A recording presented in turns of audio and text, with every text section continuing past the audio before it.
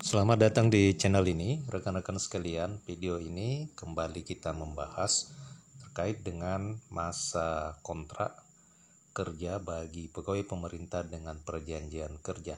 Seperti apakah regulasi terkait dengan masa kontrak ini, termasuk juga dengan P3K paruh waktu.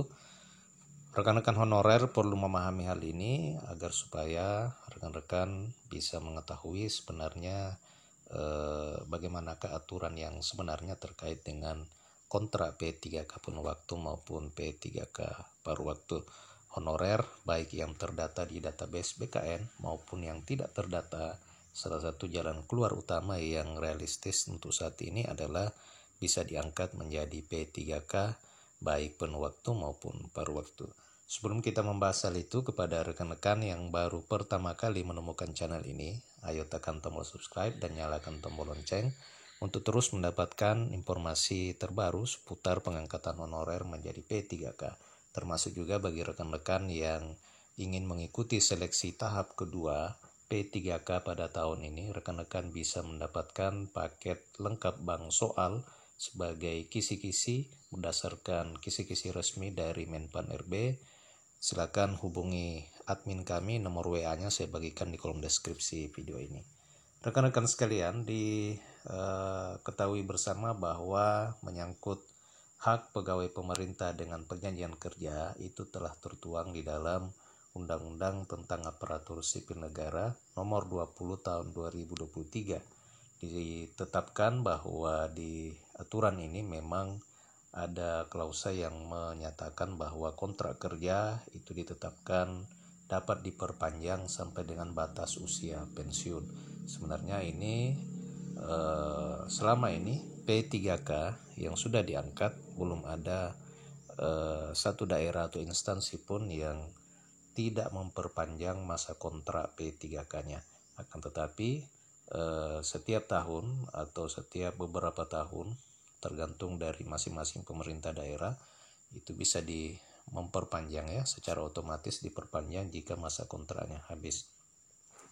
Bahkan ada beberapa daerah termasuk diantaranya adalah Kota Makassar dan Provinsi Jawa Timur, kalau tidak salah itu sudah memperpanjang dan menerbitkan SK pengangkatan atau kontrak P3K sampai dengan batas usia pensiun.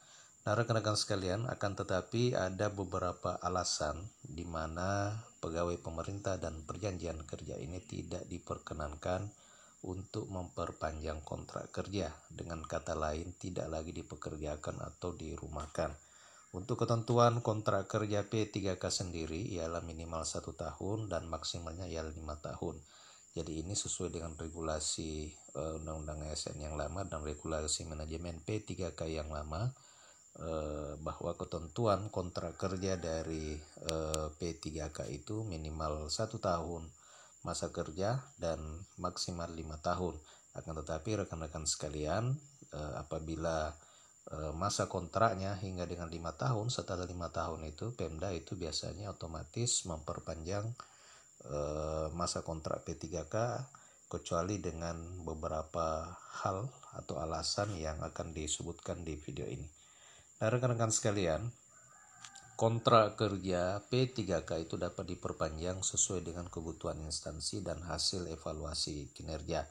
Dalam Undang-Undang ASN nomor 20 tahun 2023 diatur terkait dengan pemberhentian P3K yang mengarah pada pengertian seorang P3K tidak dapat lagi memperpanjang masa kontrak kerja.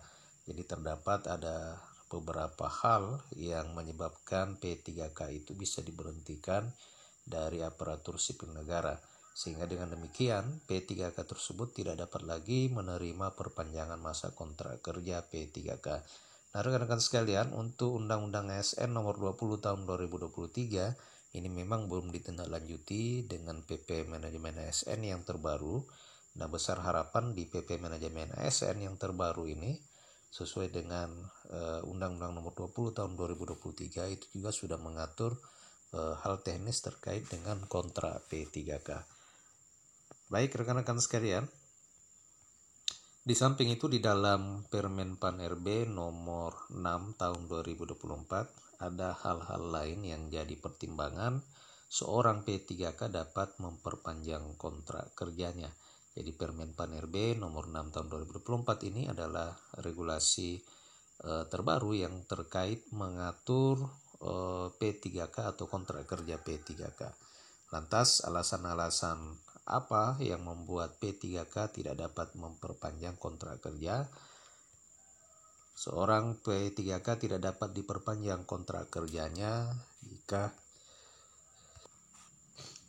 jika yang pertama adalah meninggal dunia. Jadi tentu jika meninggal dunia seorang P3K itu secara otomatis tidak dapat diperpanjang kontraknya. Kemudian yang kedua yang bisa menyebabkan seorang P3K tidak dapat diperpanjang kontrak kerjanya adalah terdapat perampingan organisasi. Terdampak perampingan organisasi merujuk pada pengertian diberhentikan atau dilakukan pemutusan hubungan kerja. Nah, selama ini belum ada terjadi seorang P3K itu bisa diberhentikan karena adanya perampingan organisasi. Nah, rekan-rekan sekalian, kemudian yang selanjutnya hal-hal yang bisa membuat seorang P3K itu tidak dapat diperpanjang kontrak kerjanya, ya, kita simak di poin ketiga adalah tidak berkinerja. Jadi hal ini juga yang menyebabkan P3K tidak dapat diperpanjang kontrak kerjanya, yakni seorang P3K yang hasil evaluasi kinerjanya tidak memuaskan akan diberhentikan, yang artinya tidak dapat memperpanjang kontrak kerja. Nah, rekan-rekan, bagaimana sistem penilaian evaluasi kinerja selama ini yang diterapkan pada di instansi pemerintah, ya? Sebentar. Jadi mekanisme penilaian evaluasi kinerja yang selama ini diterapkan adalah pengisian sasaran kinerja pegawai, jadi SKP.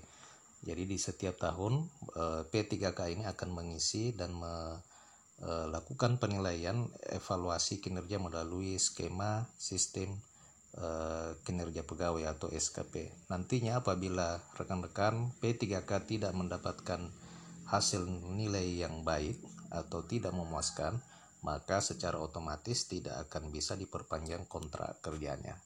Jadi sistem penilaiannya tetap sama dengan ASN lainnya, yaitu PNS, melalui penilaian sasaran kinerja pegawai.